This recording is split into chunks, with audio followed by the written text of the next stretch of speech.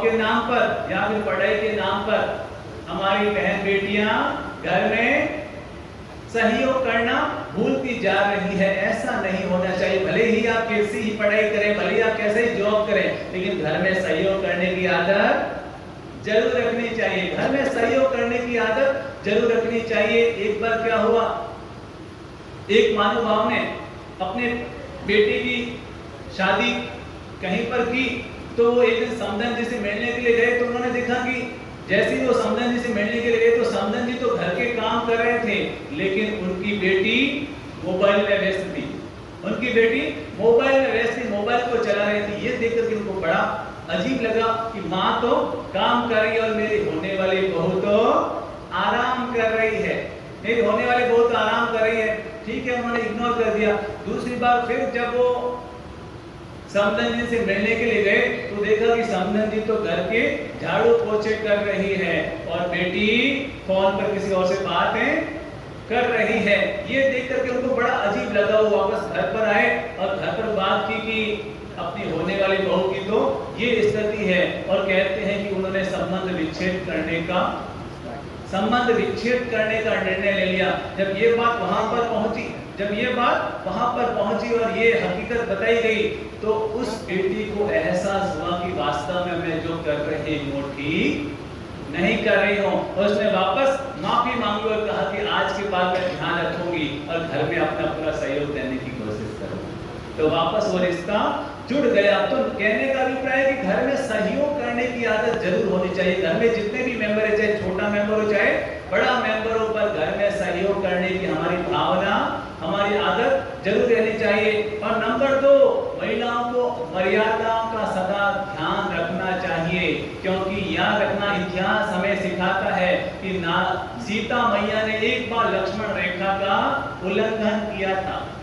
सीता मैया ने एक बार लक्ष्मण रेखा का उल्लंघन किया था तो उनको जीवन भर संघर्षों का सामना करना पड़ा। तो मैं सभी बहन बेटियों से निवेदन करूंगा कि अपनी लक्ष्मण रेखा को कभी ना भूलें। अपनी लक्ष्मण रेखा को कभी ना भूलें।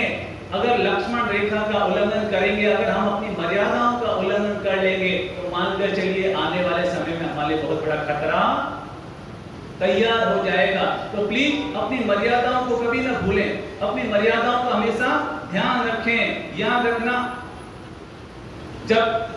यानी कि अगर हम मर्यादाओं में रहेंगे तो हमारे जीवन में कभी खतरा नहीं आएगा। अगर हम मर्यादाओं में रहेंगे तो कभी खतरा नहीं आएगा। एक बार क्या हुआ, एक व्यक्ति घर पर आया, उसके सिर से खून निकल रहा था। तो पत्नी ने पूछा, भाई क्या हुआ, सिर से खून कैसे निकल रहा है? उसने कहा, क्या बताऊं, मेरे दोस्त ने मुझे ईंट मार दी। तो पत्नी ने कहा कि आपके हाथ में कुछ नहीं था, आप ही वापस मार देते। उसने कहा, क्या बताऊं, मेरे हाथ में तो उसकी पत्नी का हाथ था। अगर हम मर्यादाओं का उल्लंघन करेंगे, अगर पुरुष अपनी मर्यादाओं का उल्लंघन करेंगे तो भी खतरा है, और महिलाएं अपनी मर्यादा का उल्लंघन करेंगे तो भी खतरा है। हमें अपनी मर्यादाओं का जरूर बोध रहना चाहिए और कभी भी लक्ष्मण रेखा का उल्लंघन नहीं करना चाहिए। और नंबर 3, महिलाओं से मैं निवेदन करूंगा, बहन बेटियों से निवेदन करूंगा कि वो आत्मरक्षा के लिए अपने आप को हमेशा तैयार रखें। आत्मरक्षा करने के लिए अपने आप को हमेशा तैयार रखें। मानता हूं कि आपको सीता बनकर के जीना चाहिए, लेकिन कभी वक्त आए तो दुर्गा बनने से भी पीछे नहीं रहना चाहिए। वक्त कभी आ जाए तो दुर्गा बनने से भी पीछे नहीं रहना चाहिए। हमारे गुरुदेव तो कहते हैं कि हमारे एक हाथ में माला होनी चाहिए, लेकिन वक्त आ जाए तो दूसरे हाथ में भाला उठाने से भी हमें पीछे नहीं रहना चाहिए। तो एक हाथ में माला हो आत्म कल्याण के लिए और दूसरे हाथ में भाला हो आत्मरक्षा के लिए। तो नंबर 3, आत्मरक्षा।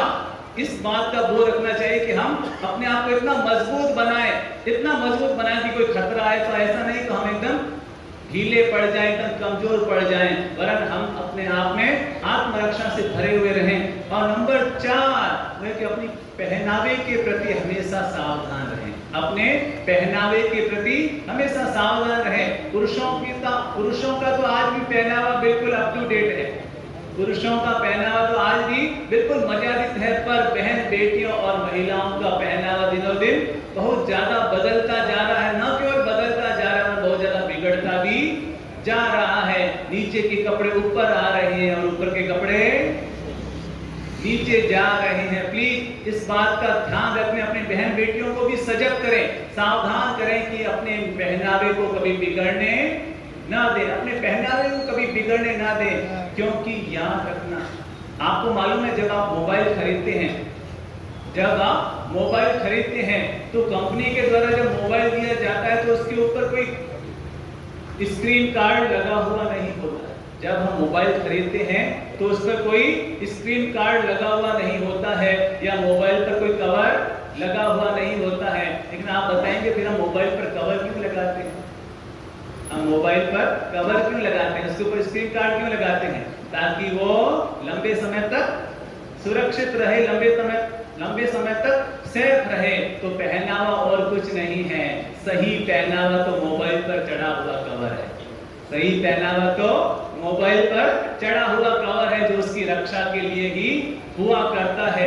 एक बार एक बेटी ने अपने पिता से कहा कि पिताजी आप हम पर तो बहुत सारी बंदिशें डालते हैं, आप हम पर तो बहुत सारी बंदिशें डालते हैं और मेरे भैया को कुछ नहीं कहते, भैया को कुछ नहीं कहते, सारी बंदिशें मेरे ऊपर ही डालते हैं। तो पिता ने बहुत प्यारा जवाब दिया कि बेटा जीवन भर याद रखना, जीवन भर याद रखना, क्योंकि जो लड़का है वो लोहे जैसा होता है। लड़का क्या होता है? लोहे जैसा होता है। लड़का लोहे जैसा होता है और अगर लोहा बारिश में भी रह गया, बाहर भी रह गया तो उसका कुछ ज्यादा बिगड़ने वाला नहीं है।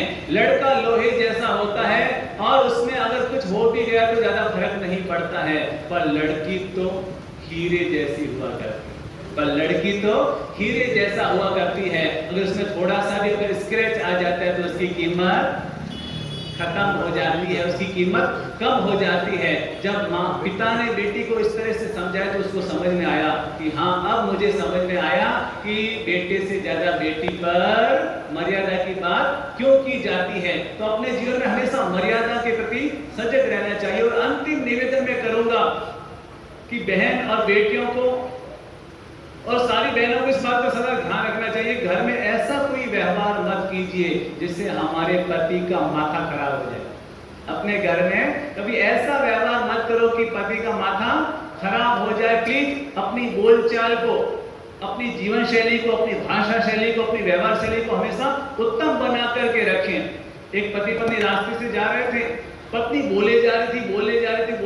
पति से परेशान हो गया कि ये कब चुप हो। लेकिन बोलने की भी तो सीधी हिम्मत नहीं होती है, बोलने की भी सीधी हिम्मत नहीं होती है। कभी पान की दुकान आई तो पतिदेव ने पान खरीदा और अपनी पत्नी को दिया, लो पान खा लो।